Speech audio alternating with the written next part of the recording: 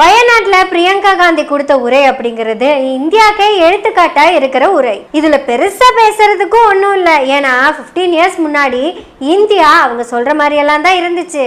யாரு பேசினாலும் யூனிட்டி இன் டைவர்சிட்டி, வேற்றுமையில் ஒற்றுமைன்னு தான் பேசிட்டு இருந்தோம். இந்தியர்கள் அனைவரும் என் உடன் பிறந்தவர்கள், நாங்க பல மொழி இனம்னு இருந்தாலும் நாங்க எல்லாருமே இந்தியர்கள் அப்படின்னு தான் பேசிட்டு இருந்தோம். யாரு லொல்ல கண்ணு பட்டுச்சோ தெரியல. பிஜேபி ஆட்சிக்கு வந்ததுக்கு அப்புறம் முன்னாடி பாக்குற முஸ்லிம்ஸ் எல்லாருமே விரோதியாவே தெரியுறாங்க.